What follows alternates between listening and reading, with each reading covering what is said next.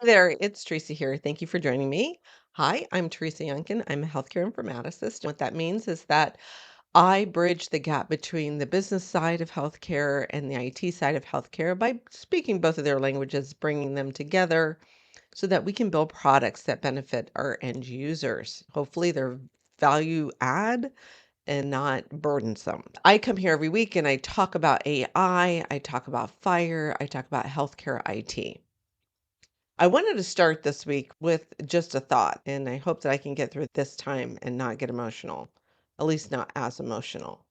I've been thinking about something that I read on LinkedIn a couple of weeks ago, and that coupled with an experience in a hospital has really just sat with me. I haven't been able to figure out why, I have this unsettling feeling within myself. I work in healthcare every day, but I couldn't figure out why this particular quote, this particular idea, and the experience that I just had would strike me in such a profound way.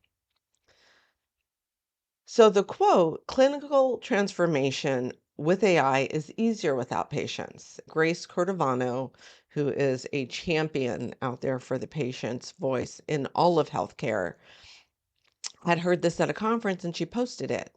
She also pointed out it brings up a lot of unsaid words behind it. Patients are too stupid. Patients aren't smart enough. Patients are non adherent. Patients are non compliant.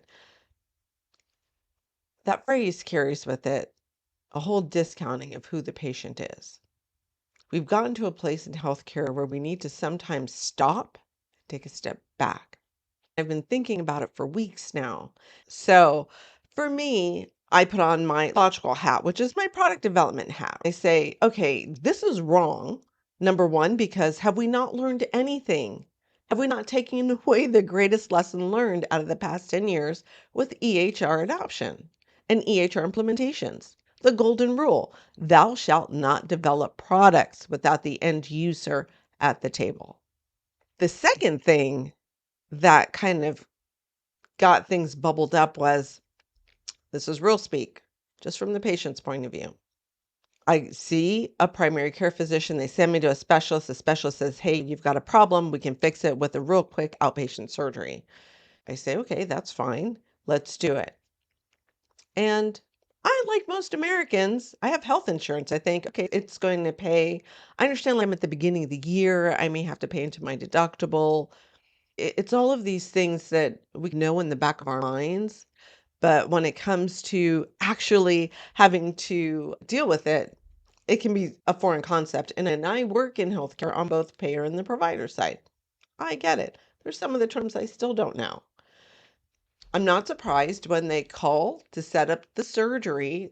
We go through all of our what's your insurance, and they run the eligibility check and they say, oh, you know what? I have to let you know that because you haven't met your deductible, that you're going to have to pay for the physician, for your portion of the physician, like right now. Okay, it's unexpected, but $800 is a lot of money. And I don't care if you're making $30,000 a year or $300,000 a year. $800 is a lot of money to not be prepared for. I'm lucky I have an HSA if it's late enough in the year that I've got enough accumulated from each paycheck. I'm fortunate, and I understand how fortunate I am. I'm able to take care of it. The next call comes from the surgical team. They say, show up at 5:30 a.m. Make sure that you take a shower and wash with antibacterial soap. It's probably going to be about 45 minutes to an hour for the surgery. So you get there and you're anticipating all of these things. You're hoping that you washed well. You're a little nervous because it's surgery. True story. We walk in, we sit down, and we go through the benefits piece again. Here's my insurance card. This is what I should be expecting. And as we're getting ready to end this part of the visit, the clerk says to us, okay, and your responsibility is going to be $2,500. How do you want to pay for this? And at that moment,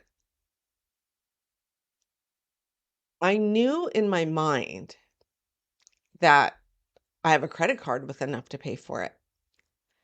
But the feelings that it brought back up from years ago, sitting in an office and having to make a decision with my late husband whether we were going to be able to pay for our medication to help prolong his life, if we were going to be able to make all the payments for a surgery to help prolong his life. I have to tell you that all of those emotions bubbled back up again. And they're not just the idea of just the money, it's the shame because you're not smart enough to understand that insurance doesn't cover everything. It's the guilt of not being able to pay for somebody that you love to keep them here longer. It's the crushing idea of we're just going to let it go now and then we'll take care of it later. If there is even a later, not knowing what that looks like.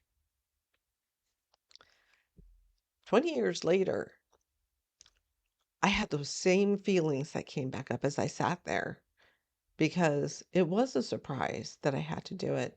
And again, I'm very fortunate enough to have a credit card that has a limit that I could do that. I know so many people who don't. I was that person who wasn't able to do that. What wasn't supposed to be a surprise came as a surprise. And as you're sitting there, you're thinking, what if I say no? Will I get the surgery today? Do I have to go back? I'm not really sure. I'm ashamed to say that we were like, just go ahead and do it. I, in the back of my mind, I felt stupid because I have tools at my disposal, like a pricing tool on a website. Never triggered inside of my mind that I was supposed to do this. And I work in healthcare. 25% of Americans put off getting medical treatment because they just can't afford it. I found that statistic on the Kaiser Family Foundation. I have this cognitive dissonance. It's like my healthcare professional self versus my everyday normal self. As I was preparing for this talk, I decided, hey, let me go out and look at 3 different medical centers around here and see if I had done my homework as a good patient, what would this look like? I went through and I just typed in hysterectomy because I know it's a common outpatient procedure that a female can have. Oh, there's more than one kind of hysterectomy. Sometimes hysterectomy isn't listed as hysterectomy. I don't know the ICD-10 code if I'm just starting to investigate this. And I have to say that I was shocked by the differences in each one of the costs. Funny thing is when I got my pricing estimate, when I was at the hospital, I asked the clerk if she could explain to me exactly what all the charges were, and she wasn't able to do that. First one, my total for the first one is going to be $5,854.31. And I guess I need to be grateful that I'm not being charged the whole $32,523, or at least the plan allowed amount of $29,271. 5,000 is just a drop in the bucket. Second estimate came in at $2,965.80. And my third also included my physician fees. My hospital fees are $79,682. My physician fees were only $2,500. And after taking out what insurance covers and a $150 discount, I have a grand total payment of $4,469. Wow. Can you imagine coming in like I did, sit down, and then you're hit with this bill? My worry is that when we don't have patience informing our products as we build them, this is what happens. People put off having surgeries. People don't get the care that they need. People incur medical debt that can be devastating. A bankruptcy on your credit report is bankruptcy. It doesn't matter if it comes from medical or from credit cards. When we're creating products, and I put this out to you, how could you have used AI to help better this patient's journey? Because at the end of the day, it's all dollars and paper until it's somebody that you love that you're making these decisions for. And we can't just be concerned with our bottom lines and our dollars and cents, because I'm here to tell you that feelings are sticky like molasses, like you just can't get out of it. And I think that's why it took me so long to talk about this. It's because those feelings of shame, guilt, failure all bubbled up at a time when financially I should have been riding on top of the world. But I remembered what it was like, and that I'm not everybody, that most people aren't like me. Now, I have the beauty of experience and time on my side. And that's why I encourage those of us who know when we're developing products, become the patient.